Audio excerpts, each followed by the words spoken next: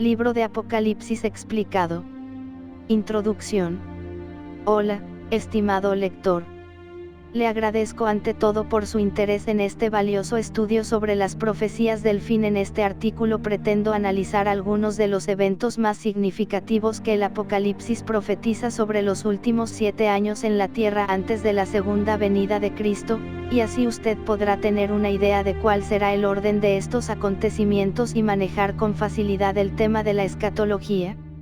Siempre me he esmerado mucho en mis videos en tratar de explicar temas difíciles de una manera lo más sencilla posible, para que todos puedan comprender, y en este estudio intentaré lograrlo nuevamente, para que aún los más nuevos en la fe puedan tener un amplio conocimiento sobre los eventos del fin. Por esta razón usted verá que el estudio está explicado en términos comunes y palabras sencillas, pero a la vez encontrará cierta profundidad en el material explicado. Muchas iglesias temen leer y explicar este libro de Apocalipsis, pero Dios tiene un gran interés en que no solo lo leamos, sino que también comprendamos algunas de sus profecías usando la sabiduría y entendimiento que el Espíritu Santo puede proveernos. Es curioso que en los primeros 4 sellos, al ser abiertos cada uno de ellos, Juan oye la voz de un ser viviente que le dice: ven y mira, repitiendo así esa frase 4 veces en el libro de Apocalipsis. También, en el capítulo 13, cuando se habla sobre el número de la bestia, se dice: aquí hay sabiduría, el que tiene entendimiento, cuente el número de la bestia, pues es número de hombre. Y su número es 666. Con estos pocos ejemplos vemos que hay un deseo divino en que leamos, investiguemos y comprendamos lo que sucederá en el futuro cercano. Intentar hablar de escatología sin usar el Apocalipsis, sería como relatar el ministerio de Jesús en la tierra sin leer los 4 evangelios. Escritor y contexto.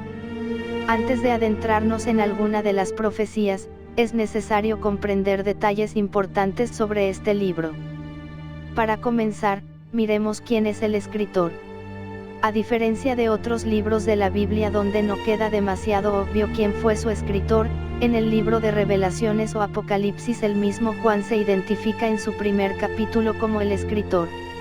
Este es el mismo Juan, apóstol de Jesús, hermano de Jacobo e hijo de Zebedeo, también conocido como el discípulo amado.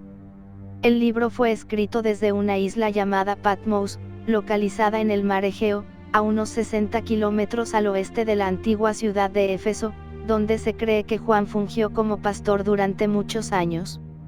Esta era una isla rocosa, sin cultivo ni vegetación, y de tan solo 16 kilómetros por 9 kilómetros de ancho. Según la historia, ahí desterraban a prisioneros que parecían sobrenaturales o incluso locos, y los abandonaban a su suerte. Según algunos historiadores, el emperador romano Domiciano intentó matar a Juan por causa del Evangelio al meterlo en una caldera de aceite hirviendo, pero el anciano no sufrió daño alguno. Aclaramos que este no es un dato bíblico, sino más bien obtenido de fuentes externas, como los libros de historiadores de la época. Fue entonces que el emperador decidió enviarlo a la isla de Patmos, tal como dice la Biblia, para que muriera lentamente. Su tiempo de prisión en dicho lugar no fue demasiado largo, ya que tan solo 18 meses después, el emperador romano Nerve sucedió a Domiciano y ordenó la liberación del apóstol Juan, quien regresó a Éfeso. Para ese tiempo, es probable que ya hubieran muerto todos los otros apóstoles de Cristo, incluyendo a Pablo, y solo quedaba Juan con vida en algún momento de ese año y medio de destierro en Patmos, cerca del año 95 después de Cristo. Juan recibió una revelación clara sobre los eventos del fin. El mismo apóstol cuenta que estando en el Espíritu en el día del Señor, así se le conocía al día domingo en la iglesia primitiva, de repente sintió detrás de él la voz de Jesús glorificado, quien le mostró una revelación que conocemos como el Apocalipsis o Revelaciones. Apocalipsis viene del griego apokalupsis, cuyo significado es revelación. La mejor descripción sobre este libro la dio el mismo Juan, al decir: la revelación de Jesucristo, que Dios le dio, para manifestar a sus siervos las cosas que deben suceder pronto, y la declaró enviándola por medio de su ángel a su siervo Juan. Las palabras que están escritas en este libro vienen de parte del mismo Jesús, y como resultado, se deben tomar con tanta seriedad y compromiso como cualquier otro libro de la Biblia. Incluso es tan serio este libro, que en sus últimos versículos dice, si alguno añadiere a estas cosas, Dios traerá sobre él las plagas que están escritas en este libro. Y si alguno quitare de las palabras del libro de esta profecía, Dios quitará su parte del libro de la vida, y de la santa ciudad y de las cosas que están escritas en este libro. Cumplimiento. Algunos estudiosos creen que todos los eventos del Apocalipsis se cumplieron en la historia de la Iglesia primitiva, en específico en el tiempo de Nerón. Sin embargo, la mayoría de teólogos concuerdan en que la mayoría de eventos relatados son futuristas y se cumplirán. Comenzando los 7 años de tribulación en la tierra. Hay que mencionar que algunas profecías bíblicas tuvieron una connotación inmediata y otra futura. Por esto, pudiéramos ver eventos del pasado, como la profanación del templo judío, que pudiéramos pensar que son el cumplimiento final del Apocalipsis, pero no es el caso. Este libro profético se enfoca en presentar a Cristo como el vencedor, quien derrotará a Satanás, al anticristo y a su falso profeta. Muchas veces nos ha sucedido que percibimos como si el enemigo estuviese ganando. Pero hoy te deseo comunicar que la victoria de Cristo, aunque muchas veces parece un tanto lenta, está asegurada. Capítulo 1. El libro sellado con 7 sellos. El capítulo 5 de Apocalipsis comienza con Juan viendo en visión un libro escrito por dentro y por fuera, sellado con 7 sellos. Luego un ángel preguntaba a gran voz, ¿quién es digno de abrir el libro y desatar sus sellos? Y ninguno, ni en el cielo ni en la tierra ni debajo de la tierra podía abrir el libro, ni aun mirarlo. Ante el silencio negativo de que nadie se hallara digno, Juan comenzó a llorar de impotencia. Muchas preguntas se han generado sobre el significado de ese misterioso libro. Se dice que en el tiempo de los romanos, los contratos se escribían y se sellaban con 7 sellos para darle valor. Al leer los eventos que suceden cada vez que se abren uno de los sellos, y analizando el panorama general de la Biblia, podemos afirmar que ese libro sellado simboliza el derecho de propiedad de la tierra, algo así como el título de una casa que uno acaba de comprar. Para entender por qué este libro pudiera tener ese significado, es necesario que comprendamos una verdad fundamental que la Biblia nos presenta desde Génesis. Cuando Dios hizo al hombre, le entregó la autoridad para regir el mundo y gobernarlo. Adán tenía la responsabilidad de nombrar cada especie animal, cuidar del huerto y gobernarlo. Pero cuando el hombre pecó y desobedeció, le entregó legalmente el documento de propiedad de la tierra a Satanás y perdió su lugar honroso que Dios le había entregado. Es por esto que cuando Jesús fue tentado por Satanás en el desierto, Satanás le mostró los reinos del mundo a Jesús y le dijo que se los entregaría si postrado le adorare. A pesar de que Satanás no puede hacer nada sin que Dios lo permita, y que como quiera Dios sigue reinando con poder y soberanía, no podemos negar que el título legal de la tierra y sus reinos Adán se lo entregó a Satanás.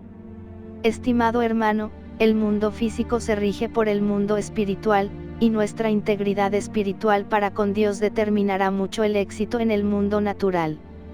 No obstante, a pesar de esta mala noticia, da gozo saber que Jesús, el postrer Adán, vino a restaurar todo lo que Satanás le había robado al hombre.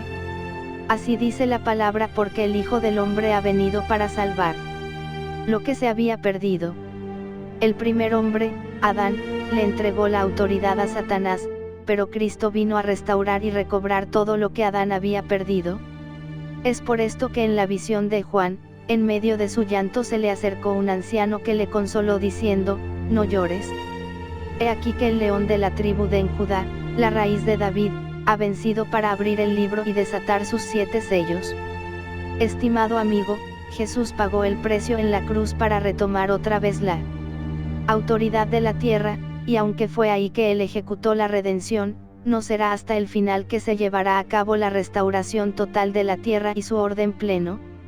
Es por este motivo que Jesús llevó una corona de espinas en su frente al morir, pues las espinas son un efecto de la maldición que la tierra sufre a causa del pecado del hombre. Así le dijo Dios a Adán: maldita será la tierra por tu causa, con dolor comerás de ella todos los días de tu vida. Espinos y cardos te producirá, y comerás plantas del campo. Por el pecado, la tierra daría espinos, y por esto Jesús llevó espinos en su sien, para demostrar que Él no solo venía para redimir al hombre de su maldición, sino también al globo terráqueo. Cuando se abre el séptimo sello, y en específico la séptima trompeta, se escuchan grandes voces en el cielo que decían: los reinos del mundo han venido a ser de nuestro Señor y de su Cristo, y Él reinará por los siglos de los siglos. Aquí queda la evidencia de que todo el libro de 7 sellos se trata de un título de propiedad de la tierra que nadie había podido retomar y arrebatárselo a Satanás de su mano, pero Jesús pagó el precio y es el único digno y merecedor de derrotar a Satanás y redimir todas las cosas a su estado inicial. Él es el único merecedor y digno de abrir el libro debido a que es el único que pagó un precio tan alto. Así lo cantaron los 4 seres vivientes y los 24 ancianos: porque tú fuiste inmolado, y con tu sangre nos has redimido para Dios, de todo linaje y lengua y pueblo y nación, y nos has hecho para nuestro Dios reyes y sacerdotes, y reinaremos sobre la tierra. Cuando leemos la hermosura y paz que la Biblia describe sobre el milenio, vemos que Dios está muy interesado en restaurar la paz y belleza que este planeta una vez tuvo. De hecho, quiero resaltar una curiosidad bíblica muy hermosa que aprendí hace un tiempo en la universidad donde estudié, Christian Science University. Si usted lee los primeros 3 capítulos de Génesis y los últimos 3 de Apocalipsis, se sorprenderá de ver los paralelos que allí existen. En Génesis Dios creó un paraíso, pero el hombre se perdió él mismo y además todo lo que Dios le había entregado, pero en Apocalipsis vemos a Jesús restaurando al hombre y a toda la creación que se había dañado producto del pecado. Hermano amado, cuán hermoso es nuestro Jesús.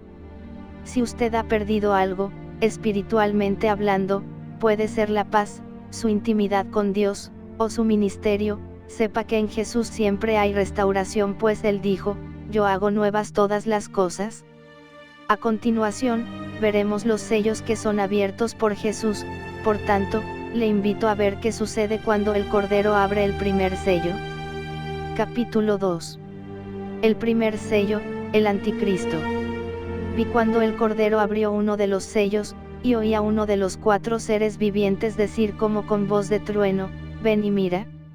Y miré, y he aquí un caballo blanco, y el que lo montaba tenía un arco, y le fue dada una corona, y salió venciendo, y para vencer parece ser que este primer sello será lo que dará inicio a los 7 años de tribulación. Creemos que hay un orden cronológico y bien relacionado entre los sellos que son abiertos y lo que sucederá. De manera que debemos prestar atención a este primer sello, pues será lo que dará inicio al tiempo de la ira de Dios. Algunos han pensado que este primer jinete es el mismo Jesús, ya que va montado sobre un caballo blanco y dice que tenía una corona y salió venciendo y para vencer. Sin embargo, a Jesús realmente no lo vemos en este primer jinete, sino al final en el capítulo 19, donde dice: entonces vi el cielo abierto, y he aquí un caballo blanco, y el que lo montaba se llamaba Fiel y Verdadero, y con justicia juzga y pelea. Sus ojos eran como llama de fuego, y había en su cabeza muchas diademas, y tenía un nombre escrito que ninguno conocía sino él mismo. Estaba vestido de una ropa teñida en sangre, y su nombre es el Verbo de Dios. Si usted se da cuenta, este postrer jinete en caballo blanco sí se le identifica con características que le pertenecen solo a Cristo, descripciones como fiel y verdadero, justo juez, etc. Además, este hermoso jinete tiene escrito un nombre maravilloso: el Verbo de Dios. Entonces, ¿quién será el jinete del primer sello? Una de las características que la Biblia nos enseña sobre Satanás, es que él es un imitador de Dios y trata de distorsionar su imagen. Por ejemplo, sabemos que Dios es un solo Dios, pero trino, compuesto por 3 personas, el Padre, el Hijo y el Espíritu Santo. En la gran tribulación, Satanás mostrará un modelo para intentar parecerse a Dios al presentar una trinidad diabólica compuesta por el dragón, el anticristo y el falso profeta. Y así, hay otros muchos ejemplos en la Biblia sobre el afán satánico en imitar a Dios, pero de una manera malintencionada. El jinete del primer sello que viene montado sobre un caballo blanco no es Jesús, sino que representa a la persona del anticristo. Él vendrá para engañar a la humanidad haciéndose pasar por el Salvador del mundo. La Biblia dice que él será un inicuo, cuyo advenimiento es por obra de Satanás, con gran poder y señales y prodigios mentirosos, y con todo engaño de iniquidad para los que se pierde. El anticristo vendrá con un poder satánico tan fuerte que convencerá al mundo impío de que él es el Salvador que estaban esperando. Aún los judíos van a ser engañados por él, le construirán el tercer templo, e incluso le permitirán que entre en él, hasta que luego sus ojos serán abiertos y verán que es un impostor. Además, podrá hacer grandes milagros, señales y prodigios sorprendentes que deslumbrarán hasta a los más escépticos. El caballo blanco en que viene cabalgando el anticristo simboliza el engaño y su apariencia de piedad. Él vendrá cabalgando sobre promesas de paz para el mundo. Cuando el anticristo se vaya a manifestar, el mundo estará bajo mucha inestabilidad producto de los rumores de guerra, conflictos, pobreza, epidemias, etc. Pero creemos que el evento que generará un caos cual nunca antes, y que será lo que catapultará al anticristo políticamente, será el arrebatamiento de la Iglesia. Vemos mucha evidencia bíblica para creer que el arrebatamiento será antes de los 7 años de tribulación. Quizás cuando terminemos el libro completo dedique un capítulo para hablar del rapto y las distintas interpretaciones al respecto. Ahora bien, pensando que el arrebatamiento es primero, imagine usted el caos que quedará en el mundo. De repente millones de personas desaparecerán, entre ellos pilotos, choferes de autos, niños, bebés, etc. Pensemos por un instante la cantidad de accidentes que se producirán en solo segundos. Las líneas telefónicas de emergencia no darán abasto, las comisarías se llenarán de padres llorando y gritando, denunciando la desaparición de sus hijos. La gente no querrá trabajar durante semanas, el temor a lo desconocido les sobrecogerá y les mantendrá en shock emocional, la economía mundial colapsará, y sobre todo, las teorías sobre una invasión alienígena tomarán fuerzas. Las naciones no sabrán qué hacer, los presidentes no tendrán respuestas a la humanidad, y será en medio de ese caos fatal que el anticristo se presentará como el Salvador del mundo, con promesas de dar respuestas a las desapariciones, traer paz y seguridad total, prosperidad al mundo otra vez, y sobre todo, un sistema de cuidado profesional que garantizaría la seguridad para el mundo entero. El anticristo propondrá un gobierno único para todo el mundo con la promesa de que no habrán más guerras entre naciones, ni más divisiones por religiones, pues serían un solo pueblo, con una sola religión y una sola moneda virtual. Listo, trato hecho, así dirá la humanidad. La oferta del anticristo será tan esperanzadora como engañosa, pues todo lo que prometerá, no solo será falso, sino que será a cambio de sus almas. La Biblia dice que si alguno adora a la bestia y a su imagen, y recibe la marca en su frente o en su mano, él también beberá del vino de la ira de Dios, que ha sido vaciado puro en el cáliz de su ira, y será atormentado con fuego y azufre delante de los santos ángeles y del Cordero, y el humo de su tormento sube por los siglos de los siglos. Y no tienen reposo de día ni de noche los que adoran a la bestia y a su imagen, ni nadie que reciba la marca de su nombre. No solo vemos que el anticristo viene sobre un caballo blanco, sino que tiene un arco. Lo curioso es que el arco está sin flecha, o sea, no viene promoviendo la guerra, sino más bien todo lo contrario. El arco sin flecha levantado en alto era un gesto en las guerras antiguas para proponer un tratado de paz y detener el conflicto. El anticristo vendrá prometiendo justo eso, un tratado de paz mundial, y engañará a todos los reinos políticos, quienes le entregarán el poder.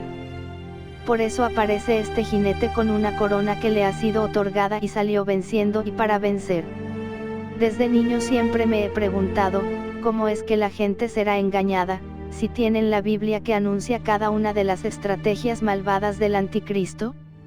La respuesta la da la misma Biblia en 2 Tesalonicenses.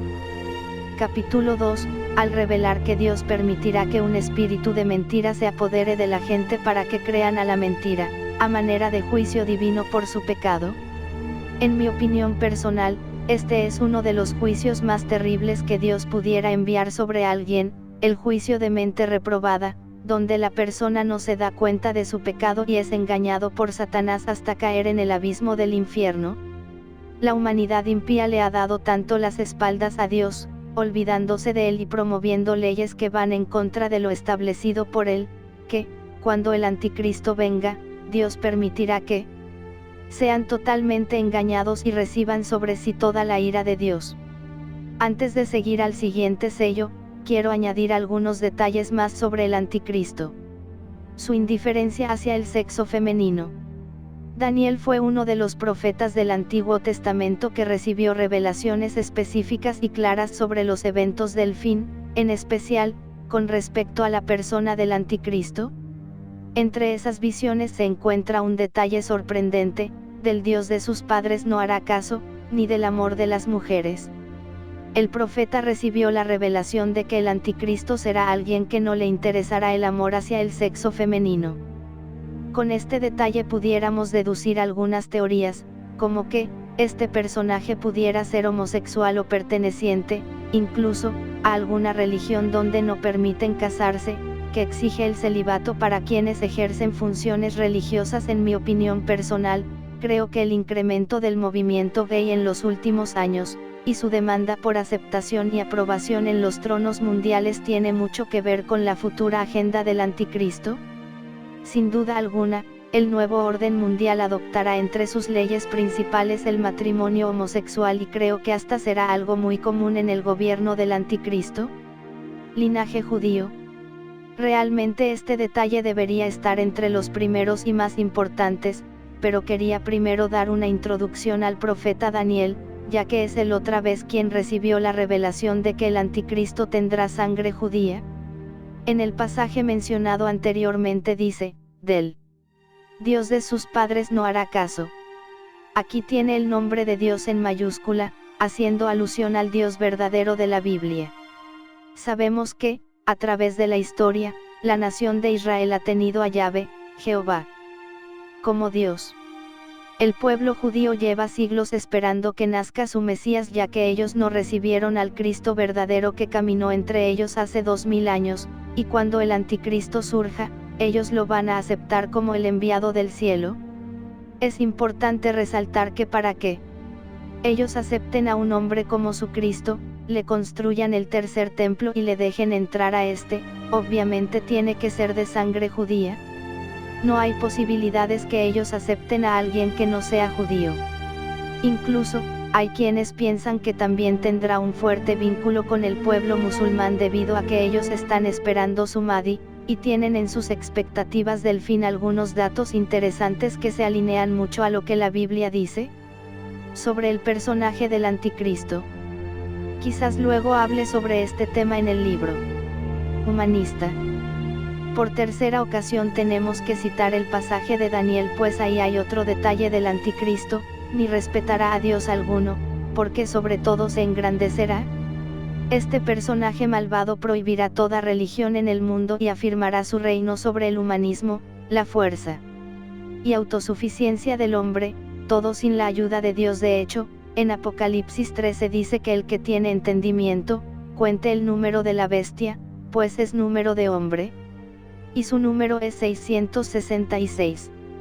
El número 6 en la Biblia simboliza el hombre, y el hecho de que el número del anticristo sea el 666, nos habla de su plan humanista y de independencia de Dios. Pablo recibió esta revelación y dijo acerca del anticristo: se opone y se levanta contra todo lo que se llama Dios o es objeto de culto, tanto que se sienta en él templo de Dios como Dios, haciéndose pasar por Dios. Además, en una de las escenas que Juan ve en visión, observa que el anticristo es una bestia que surge del mar, y el mar simboliza el mundo, las naciones y el humanismo. Creo que con estos argumentos bíblicos queda bastante claro que el hombre de pecado será alguien egocéntrico que no le importará a Dios, y que tendrá un discurso basado en el humanismo y la autosuficiencia del hombre. Parecerá inmortal. Como expliqué anteriormente, este rey malvado tendrá grandes poderes satánicos para realizar señales y milagros con el propósito de persuadir a la gente a rendirse a sus pies. Pero el mundo se asombrará aún más cuando lo vean grave de muerte y se levante otra vez. Así dice la Biblia: vi una de sus cabezas como herida de muerte, pero su herida mortal fue sanada, y se maravilló toda la tierra en pos de la bestia, y adoraron al dragón que había dado autoridad a la bestia, y adoraron a la bestia, diciendo: ¿quién como la bestia, y quién podrá luchar contra ella? Este pasaje nos muestra que en algún momento de su carrera, el anticristo será herido en su cabeza, lo cual indica una herida de muerte. Algo grave. No sabemos si se refiere a una herida física como un atentado, o si es algo simbólico referente a un declive político o algo así. Lo que sí queda claro es que él sanará y se levantará nuevamente de una forma tan sorprendente que el mundo impío se maravillará, lo adorará y dirá: ¿quién como él? Esta será una de las estrategias satánicas para levantar la fama de este impío y hacer que lo vean como el Salvador. Creo que aquí vemos otra vez un intento de Satanás de imitar a Jesús en su resurrección de los muertos. Capítulo 3. Estalla la mentira. Los 3 jinetes que se ven en los siguientes 3 sellos traerán el desastre a la tierra y estallará la mentira satánica de paz y seguridad que el anticristo habrá prometido. Será como una olla de presión repleta de mentiras y falsedades que estará a punto de explotar por todo lo alto. El caballo bermejo, la guerra. Cuando abrió el segundo sello, oí al segundo ser viviente, que decía: ven y mira. Y salió otro caballo bermejo, y al que lo montaba le fue dado poder de quitar de la tierra la paz, y que se matasen unos a otros, y se le dio una gran espada. El segundo sello presenta a un jinete cabalgando sobre un caballo bermejo, color rojizo, y Juan ve que al jinete se le da una gran espada y autoridad para quitar de la tierra la paz. En el capítulo anterior dijimos que el anticristo sería un estafador. Pues aquí vemos que toda la paz y seguridad que el anticristo había prometido, y aparentemente logrado por un breve tiempo, se desplomará por sí misma. La tranquilidad en la tierra no permanecerá por el simple hecho de que la verdadera paz solamente la puede ofrecer Jesucristo. Jesús dijo que el ladrón vino para hurtar y matar y destruir, pero Jesús es el príncipe de paz. La humanidad pondrá la esperanza en un líder humanista y recibirá el juicio por ese pecado, ya que la Biblia dice: maldito el varón que confía en el hombre, y pone carne por su brazo, y su corazón se aparta de Jehová. Yo sé de países que en algún momento de su historia pusieron su confianza en hombres, políticos y grandes oradores y, al final, fueron abofeteados por aquellos mismos en quienes pusieron su confianza. Dios no puede ser burlado. Esta segunda etapa de la tribulación traerá guerras y conflictos, posiblemente con el anticristo como protagonista. Daniel en el capítulo 7, versículo 21 anunció al cuerno pequeño de la cuarta bestia como un elemento de guerra. También en Mateo capítulo 24, versículo del 6 al 8, Jesús predijo el brote de la guerra en la tribulación. La guerra será inevitable. El caballo negro, el hambre. Cuando abrió el tercer sello, oí al tercer ser viviente que decía: ven y mira. Y miré, y he aquí un caballo negro, y el que lo montaba tenía una balanza en la mano. Y oí una voz de en medio de los 4 seres vivientes, que decía: 2 libras de trigo por un denario, y 6 libras de cebada por un denario, pero no dañes el aceite ni el vino. Es obvio que las guerras crearán un efecto dominó en el mundo entero, la economía mundial no podrá sostenerse y entrará en una recesión total, tan grave que los precios se dispararán por todo lo alto y esta vez no habrá persona alguna que logre arreglar la situación financiera de los países, esta vez será definitiva. La balanza en la mano del jinete era el instrumento usado antiguamente para calcular el precio de los alimentos. La frase dicha: 2 libras de trigo por un denario, y 6 libras de cebada por un denario, nos anuncia una inflación cual nunca antes. Un denario era, en el tiempo de Juan, el salario de un día en moneda romana, lo cual indica que, con el sueldo de un día, solo alcanzará para comprar 2 libras de trigo o 6 libras de cebada? En el tiempo de Marco Tulio Cicerón se sabe que un denario o su equivalente serviría para comprar 13.2 litros de trigo y 26.4 litros de cebada. De modo que la primera declaración de este pasaje significa que la inflación exigiría a un hombre trabajar todo un día para obtener la comida únicamente suficiente para él solo. Sin embargo, es esperanzador leer en el pasaje que a este jinete del caballo negro, se le ordena que no puede tocar el aceite y el vino. Mucho se ha debatido sobre qué pudieran significar estos dos elementos que el hambre no puede tocar. Algunos piensan que se refiere a ciertos tipos de alimentos que no escasearán, sin embargo, pensamos que, más bien, esto pudiera ser un mensaje simbólico sobre la protección de Dios sobre el pueblo de Israel, así como Dios los protegió en Egipto. El caballo amarillo, la muerte. Cuando abrió el cuarto sello, oí la voz del cuarto ser viviente, que decía, ven y mira. Miré, y he aquí un caballo amarillo, y el que lo montaba tenía por nombre Muerte, y el Hadís le seguía, y le fue dada potestad sobre la cuarta parte de la tierra, para matar con espada, con hambre, con mortandad, y con las fieras de la tierra. Este cuarto sello nos presenta un cuadro posguerra, ya que la misma guerra del segundo sello habrá generado el hambre y escasez, lo que traerá como consecuencia en este sello la misma muerte. Estos horrores también aparecen referidos en Ezequiel, capítulo 14, versículo 21. En este contexto, la muerte no se refiere a la muerte natural que llega a ser deseada por un creyente en la vejez, sino que esta muerte es un enemigo horroroso que incluye sufrimiento y una lenta muerte agónica. Es alarmante leer que este jinete matará a la cuarta parte de la población mundial, ya que eso sobrepasa a los 1.900 millones de seres humanos según las estadísticas de población mundial del 2020. Estimado amigo, qué difícil será la situación para aquellos que niegan hoy a Cristo y se burlan de Dios. Ellos serán engañados por el anticristo, pero luego toda su esperanza será destruida y verán la guerra, el hambre y la muerte cara a cara. Capítulo 4. El quinto sello, las almas de los decapitados. Cuando abrió el quinto sello, vi bajo el altar las almas de los que habían sido muertos por causa de la palabra de Dios y por el testimonio que tenían. Y clamaban a gran voz, diciendo, ¿hasta cuándo, Señor, santo y verdadero, no juzgas y vengas nuestra sangre en los que moran en la tierra? Y se les dieron vestiduras blancas, y se les dijo que descansasen todavía un poco de tiempo, hasta que se completara el número de sus consiervos y sus hermanos que también habían de ser muertos como ellos. Al leer el quinto sello se nos corta el aliento, pues nos muestra a creyentes que serán víctimas del anticristo y morirán como mártires. En algún momento del reino anticristo, comenzará una persecución terrible contra los seguidores de Jesús y será tan intensa que será difícil esconderse.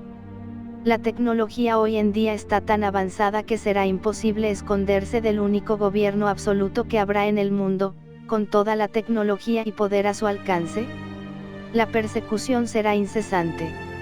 Al ver este pasaje, una pregunta retumba en nuestros corazones: ¿quiénes son estos mártires? Pudiéramos ser nosotros.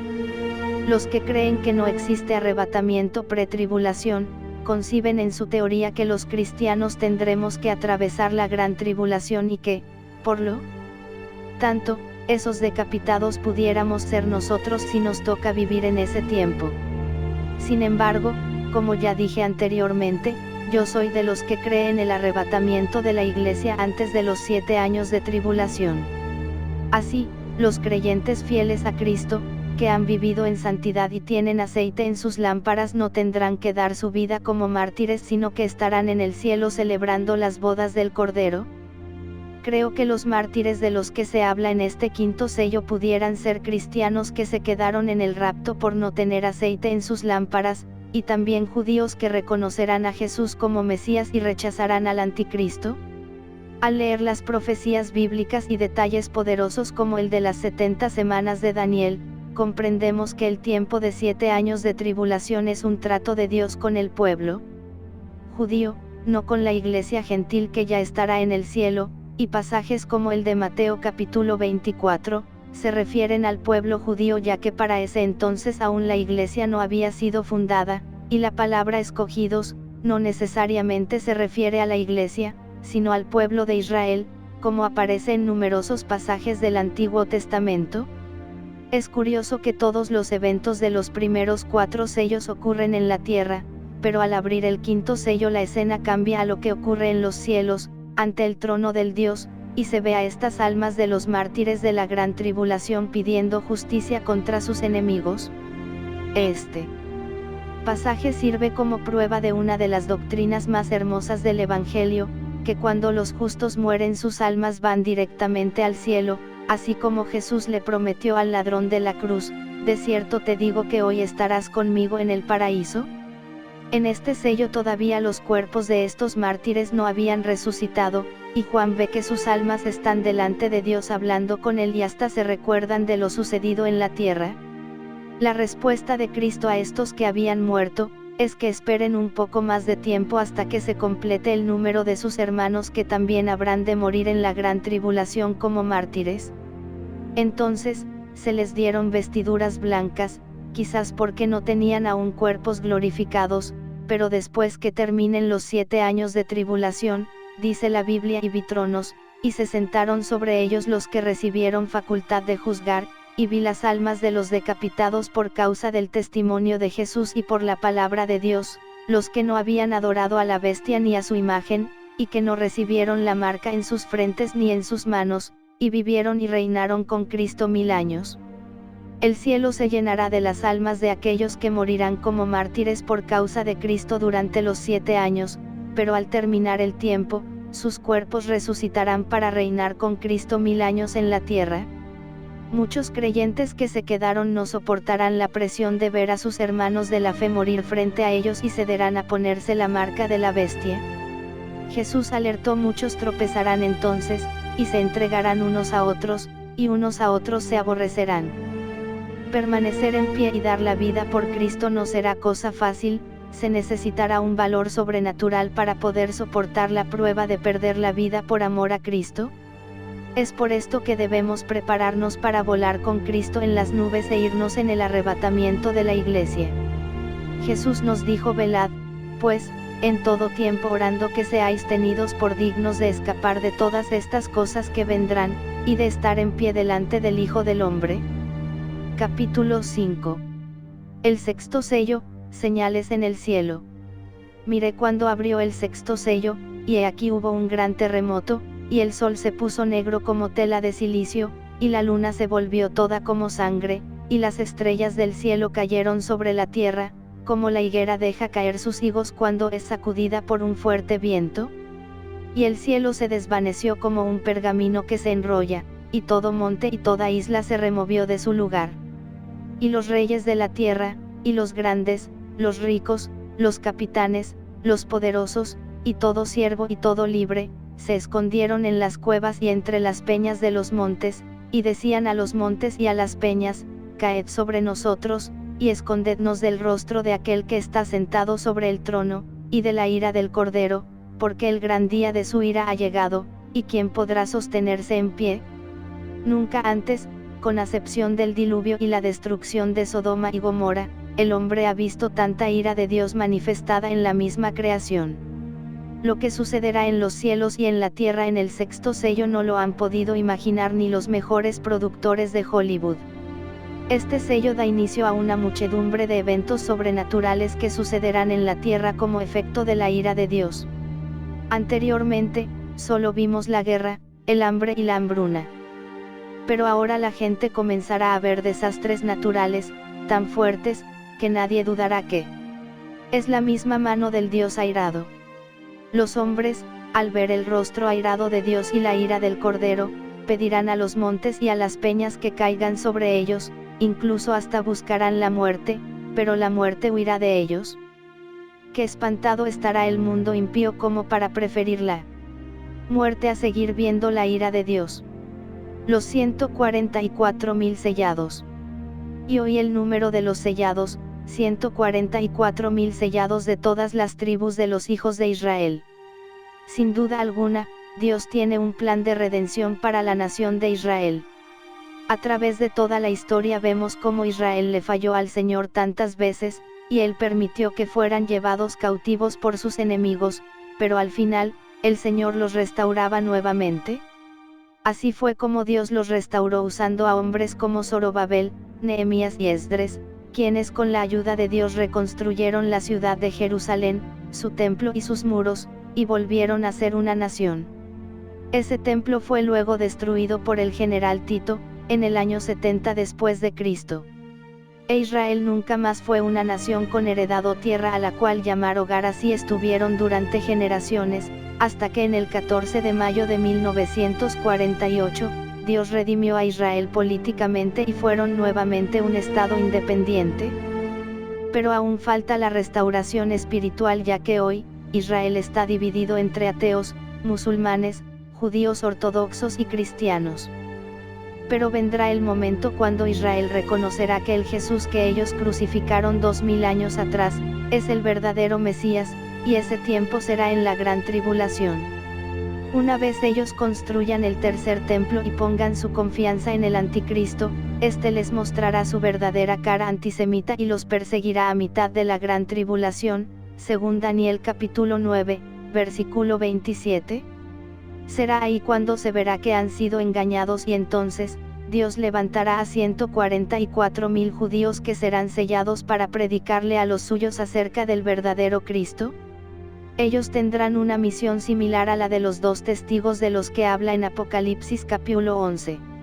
El apóstol Pablo recibió esta revelación sobre los judíos y el plan divino con ellos, porque no quiero, hermanos, que ignoréis este misterio, para que no seáis arrogantes en cuanto a vosotros mismos, que ha acontecido a Israel endurecimiento en parte, hasta que haya entrado la plenitud de los gentiles, y luego todo Israel será salvo, como está escrito, vendrá de Sión el libertador, que apartará de Jacob la impiedad.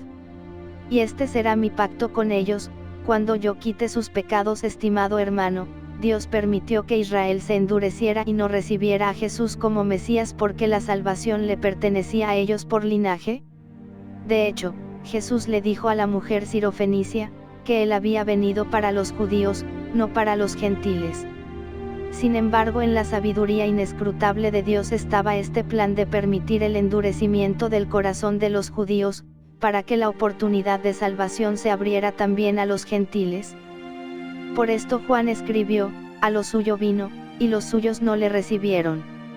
Mas a todos los que le recibieron, a los que creen en su nombre, les dio potestad de ser hechos hijos de Dios. Estamos viviendo hoy en el tiempo de gracia para el pueblo gentil, pero creemos, según la Biblia, que llegará el momento cuando se terminará ese periodo y llegará el tiempo de salvación para los judíos, y yo creo que el rapto de la iglesia será lo que dará comienzo a esos 7 años de trato divino con el pueblo judío. Capítulo 6. El séptimo sello, las trompetas. Cuando abrió el séptimo sello, se hizo silencio en el cielo como por media hora. Y vi a los 7 ángeles que estaban en pie ante Dios, y se les dieron 7 trompetas.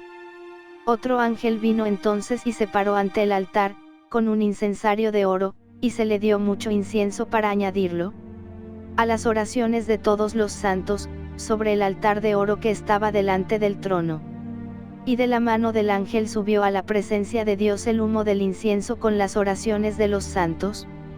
Y el ángel tomó el incensario, y lo llenó del fuego del altar, y lo arrojó a la tierra, y hubo truenos, y voces, y relámpagos, y un terremoto. La Biblia nos enseña que el cielo es un lugar de sumo gozo y alegría, donde se alaba a Dios permanentemente. Constantemente hay ángeles cantando, postrándose y exaltando a Dios. Sin embargo, en este séptimo sello Juan ve que sucede algo inusual, se hizo silencio en el cielo como por media hora. Cuando el cielo se calla, es porque Dios se ha levantado de su santa morada. Calle toda carne delante de Jehová, porque Él se ha levantado de su santa morada. El cielo hará silencio debido a que ha llegado el momento de la mayor exposición de la ira de Dios sobre la tierra y sus moradores. El séptimo sello es muy importante, porque en realidad incluye todos los acontecimientos desde Apocalipsis capítulo 8, versículo 1 a Apocalipsis capítulo 19, versículo 10. En el quinto sello vimos a las almas de aquellos que serán decapitados o asesinados como mártires en el tiempo de la gran tribulación, y Juan los ve pidiendo a Dios venganza por su sangre derramada. La respuesta divina fue que esperasen un poco más de tiempo y se les dieron ropas blancas. Pues bien, cuando este séptimo sello es abierto por Jesús, comienzan a tener respuesta las oraciones de los santos por justicia, no solo el clamor de los mártires de la gran tribulación, sino también el de los justos que han sido perseguidos, torturados e incluso asesinados a través de la historia, como muchos de la iglesia primitiva que fueron devorados por leones en el circo romano, o cristianos que son todavía hoy perseguidos en países enemigos de Dios. Para saber con qué seriedad Dios toma en cuenta las injusticias cometidas, tan solo debemos leer lo que Dios le dijo a Caín, después de matar a su hermano: la voz de la sangre de tu hermano clama a mí desde la tierra.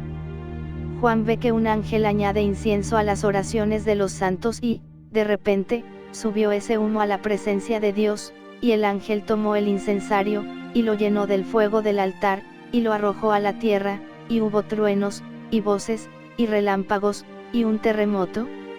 Esto nos revela que habrá llegado el momento de hacer pagar al mundo impío por sus maldades. Cuando aquellas oraciones se elevan a Dios, son colocadas en un incensario y el ángel las presenta delante de Dios. El salmista dijo: suba mi oración delante de ti como el incienso, el don de mis manos como la ofrenda de la tarde. También Dios le mandó a decir a Cornelio: tus oraciones y tus limosnas han subido para memoria delante de Dios. Estimado hermano, nosotros hacemos oraciones imperfectas y a veces no muy olorosas ante Dios, pero, por el sacrificio de Cristo en la cruz, nuestras oraciones tienen incienso oloroso y, como en el tiempo de Noé, Dios puede percibir olor fragante en su nariz. Siempre hemos visto personas impías que viven su vida alejadas de Dios, maltratan a los demás, son enemigos de la cruz y se burlan del Evangelio. Algunos se han llevado el premio de ser los mayores déspotas y malvados de la historia, como Nerón, Hitler, etc. Y cuando uno ve esas injusticias, muchas veces preguntamos: ¿dónde está el castigo de Dios para estas personas? Esa misma pregunta se la hizo el salmista. Se tambaleó un tanto en su fe, y expresó estas palabras: en cuanto a mí, casi se deslizaron mis pies, por poco resbalaron mis pasos. Porque tuve envidia de los arrogantes, viendo la prosperidad de los impíos. Asaf no podía comprender por qué los impíos prosperan y no les sucede juicio alguno, hasta sintió envidia y pensó convertirse en uno de ellos. Pero entrando en el santuario de Dios, recibió la revelación de que Dios los ha puesto en un deslizadero y tiene programado un día de juicio para ellos, hasta que, entrando en el santuario de Dios, comprendí el fin de ellos. Ciertamente los has puesto en deslizaderos, en asolamientos los harás caer. ¿Cómo han sido asolados de repente? Perecieron, se consumieron de terrores. Como sueño del que despierta así, Señor, cuando despertares, menospreciarás su apariencia. También Salomón dijo: porque Dios traerá toda obra a juicio, juntamente con toda cosa encubierta, sea buena o sea mala. Estimado hermano, a pesar de que los malvados parecieran prosperar y pecar sin dar cuentas a nadie, un día Dios los llevará a juicio y castigará por todo su pecado si no se arrepintieron de corazón. ¿El lago de fuego será su parte? Pero no solamente la Biblia nos revela que Dios juzgará a cada persona para salvación o condenación eterna, sino que hay también un día programado cuando Él derramará toda su ira sobre la tierra, en consecuencia por tanta maldad y pecado. Ese día lo vemos reflejado aquí en el séptimo sello, cuando ya Dios no demorará más el tiempo de juicio y ordenará que el clamor de sus hijos por justicia reciba respuesta. Las 7 trompetas. A continuación, Juan ve a 7 ángeles con 7 trompetas, dispuestos a tocarlas, o sea, listos para cumplir con la voluntad de Dios. Cada vez que uno de estos ángeles toca una trompeta, suceden grandes catástrofes y plagas en la tierra, muchas de ellas parecidas a las plagas de Egipto. Los 7 toques de trompeta se dividen en 4 primeros, afectan el mundo natural, seguido de los 2 siguientes, la quinta y la sexta trompeta, que causan daño y matan a los habitantes de la tierra, y la séptima trompeta, que introduce la consumación de la ira de Dios. Primera trompeta. El primer ángel tocó la trompeta, y hubo granizo y fuego mezclados con sangre, que fueron lanzados sobre la tierra, y la tercera parte de los árboles se quemó, y se quemó toda la hierba verde. La primera trompeta causará daños en la vegetación, principalmente por medio de granizo, fuego y sangre. Estos juicios se vieron en Egipto, y se predicen para los postreros días en Joel capítulo 2, versículo 30, y daré prodigios en el cielo y en la tierra, sangre, y fuego, y columnas de humo. El sol se convertirá en tinieblas, y la luna en sangre, antes que venga el día grande y espantoso de Jehová. Segunda trompeta. El segundo ángel tocó la trompeta, y como una gran montaña ardiendo en fuego fue precipitada en el mar, y la tercera parte del mar se convirtió en sangre. Y murió la tercera parte de los seres vivientes que estaban en el mar, y la tercera parte de las naves fue destruida. La segunda trompeta causará estragos en el mar y nos hace recordar a una de las plagas de Egipto. La gran montaña que se precipita en el mar pudiera ser un meteorito, o también se pudiera interpretar como un bombardeo en el mar donde muera la tercera parte de los que estén en él. La muerte de tantos millones de criaturas marinas resultará en hambre, ya que muchos países del mundo dependen de la pesca y los recursos marinos. Tercera trompeta. El tercer ángel tocó la trompeta, y cayó del cielo una gran estrella, ardiendo como una antorcha, y cayó sobre la tercera parte de los ríos, y sobre las fuentes de las aguas. Y el nombre de la estrella es ajenjo. Y la tercera parte de las aguas se convirtió en ajenjo, y muchos hombres murieron a causa de esas aguas, porque se hicieron amargas. Esta visión no se debe alegorizar diciendo que la estrella llamada ajenjo será un rey o un gran líder político. Todo parece indicar que se trata de un enorme asteroide que produzca gases tóxicos, amargos y venenosos. A la estrella se le llama ajenjo, que es una planta amarga del desierto que solo se menciona aquí en el Nuevo Testamento. Pero en el Antiguo Testamento se cita 7 veces y representa aflicción y juicio amargo. En la anterior trompeta, vemos que el mar fue abatido por el posible meteorito, pero en esta tercera trompeta ajenjo afectará las aguas potables y el 33.3% de las aguas se convertirán venenosas, lo que le costará la vida a millones de personas. El contraste que esto tiene con la cruz de Cristo, es igual que las aguas de Mara que se hicieron dulces. La cruz convierte el juicio amargo en dulce misericordia, y proporciona vida y esperanza. La tercera trompeta es otro asombroso juicio que resulta en gran pérdida de vidas. Cuarta trompeta.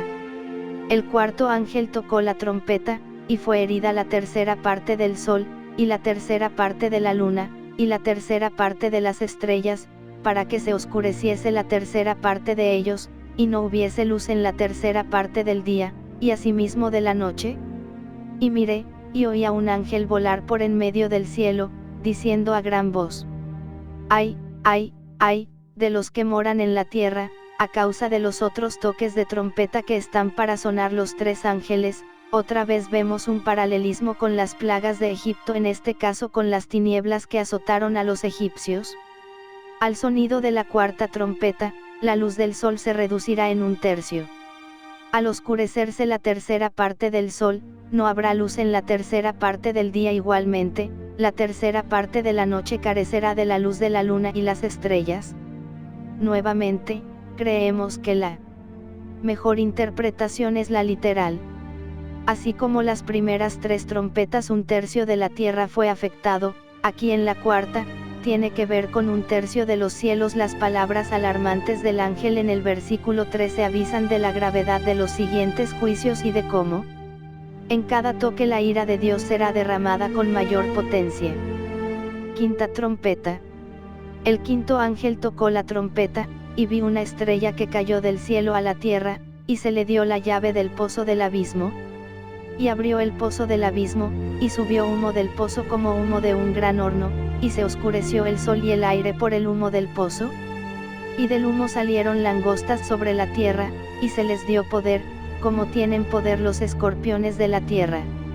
Y se les mandó que no dañasen a la hierba de la tierra, ni a cosa verde alguna, ni a ningún árbol, sino solamente a los hombres que no tuviesen el sello de Dios en sus frentes.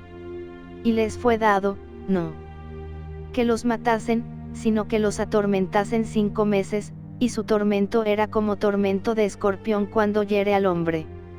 Y en aquellos días los hombres buscarán la muerte, pero no la hallarán, y ansiarán morir, pero la muerte huirá de ellos. El aspecto de las langostas era semejante a caballos preparados para la guerra, en las cabezas tenían como coronas de oro, sus caras eran como caras humanas, tenían cabello como cabello de mujer, sus dientes eran como de leones, tenían corazas como corazas de hierro, el ruido de sus alas era como el estruendo de muchos carros de caballos corriendo a la batalla, tenían colas como de escorpiones, y también aguijones, y en sus colas tenían poder para dañar a los hombres durante 5 meses. Y tienen por rey sobre ellos al ángel del abismo, cuyo nombre en hebreo es Abadón, y en griego, Apolión.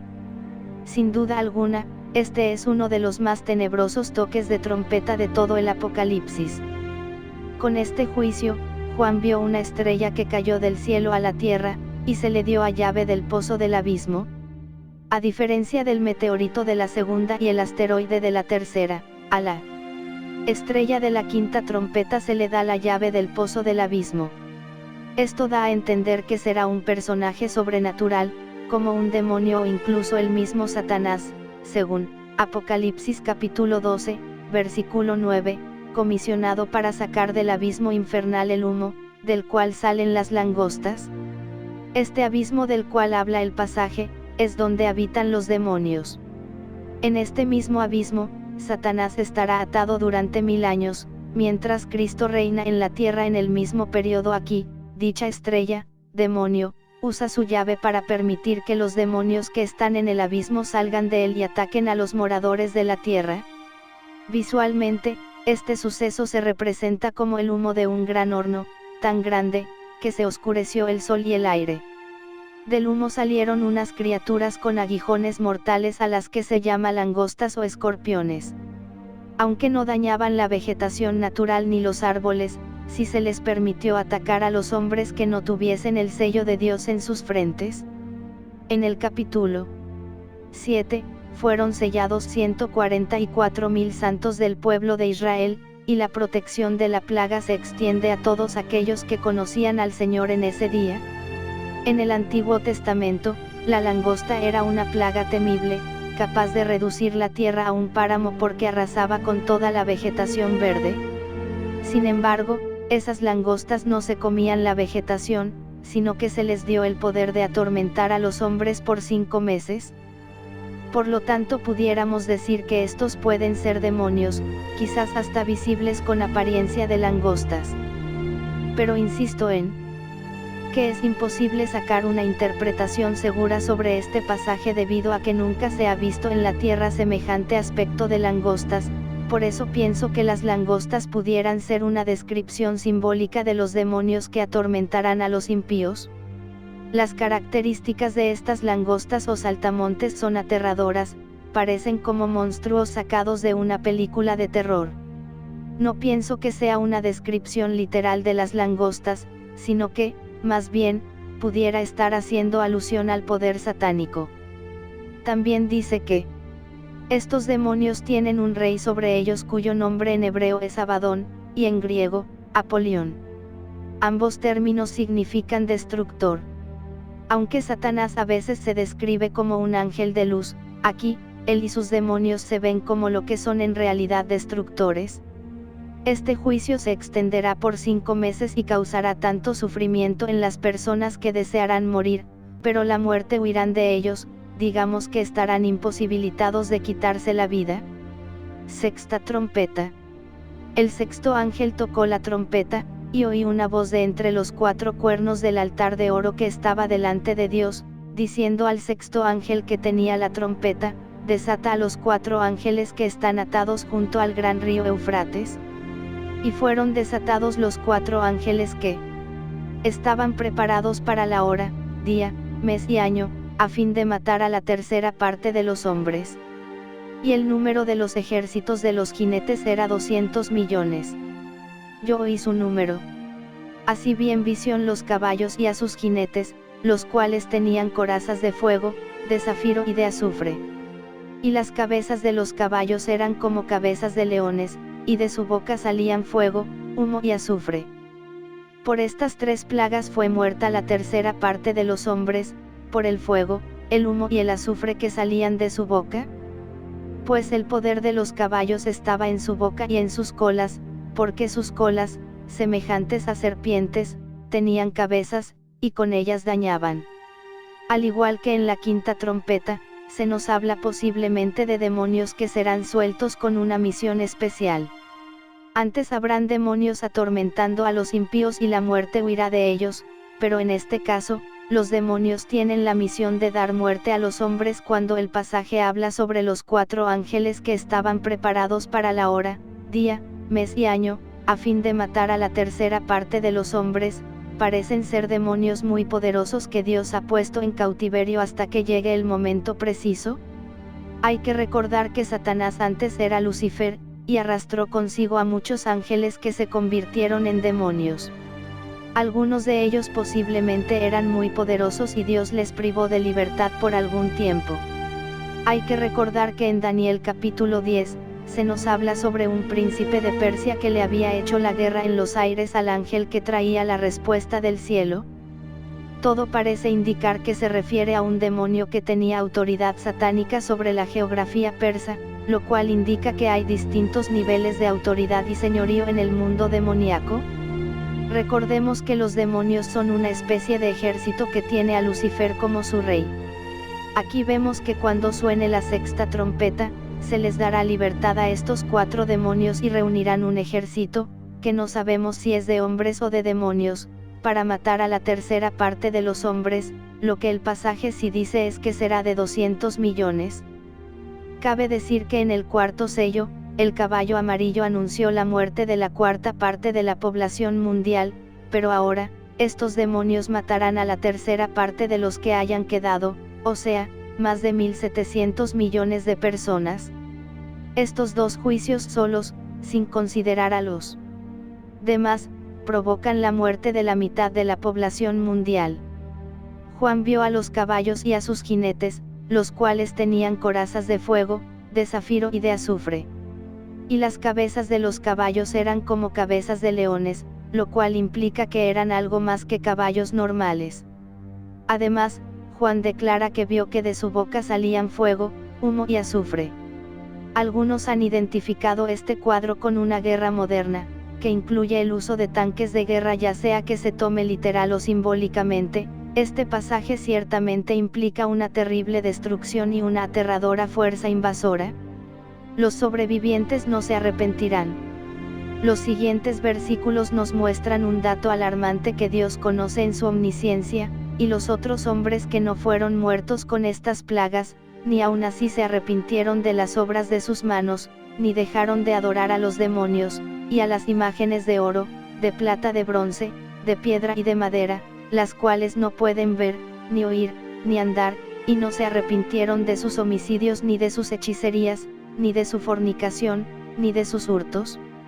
Ni siquiera la manifestación literal de la ira de Dios logrará que los impíos sientan remordimiento por su maldad. Recuerdo que cuando Jesús citó la historia del rico y Lázaro, el rico, estando en el tormento, alzó su mirada y vio a Lázaro junto a Abraham, a quien pidió que enviara a Lázaro de entre los muertos a avisarle a los hermanos del rico que el lugar de tormento sí existía. El argumento del rico era que si ellos veían a alguien resucitar y anunciarles que había visto a su hermano en el Hadís, seguramente eso les convencería para cambiar de vida. Pero la respuesta de Abraham fue: a Moisés y a los profetas tienen, óiganlos. Si no oyen a Moisés y a los profetas tampoco se persuadirán aunque alguno se levantare de los muertos. Estimado amigo, las señales y milagros acompañan el mensaje del Evangelio, pero no son las señales las que transforman las vidas, sino el mensaje de la palabra de Dios. Aclaro que yo soy un pastor que creo en la vigencia de los dones de sanidad y todos los otros que Dios otorgó a su pueblo, pero tristemente, muchos ven los milagros como el fin, cuando en realidad no es así. Recuerdo cuando era niño, que en la iglesia donde mis padres pastoreaban, muchas veces hicimos campañas multitudinarias con grandes hombres de Dios como Rafael Mendoza y otros hombres muy usados por el Señor en milagros y señales. Es verdad que en esos eventos muchas personas se arrepentían genuinamente y cambiaban de vida, pero otros, aunque recibían la sanidad de tumores, cáncer y diversas enfermedades, nunca más regresaban a la iglesia, así como los 9 leprosos ingratos a los que Jesús sanó. Esto demostraba que más que los milagros, es la palabra y el poder de convencimiento del Espíritu Santo lo que convierte a las personas genuinamente en el tiempo de la gran tribulación. La gente verá la ira de Dios, se verán contra las cuerdas, hablando metafóricamente, pero no se arrepentirán. Creo que debemos orar para que, ahora que hay tiempo, nuestra familia pueda volverse a Dios y sea convencida por el Espíritu Santo. La séptima trompeta. El séptimo ángel tocó la trompeta, y hubo grandes voces en el cielo, que decían: los reinos del mundo han venido a ser de nuestro Señor y de su Cristo, y Él reinará por los siglos de los siglos. La séptima trompeta dará lugar a la última etapa de la gran tribulación, donde se terminará de derramar toda la ira de Dios y sucederán eventos importantes. La última etapa del juicio de Dios se reflejará en una serie de acontecimientos sobrenaturales que Dios le reveló a Juan en figuras de copas de ira. De esto habla luego el capítulo 16 de Apocalipsis, la ira de Dios derramada mientras las 7 copas son vertidas sobre el mundo.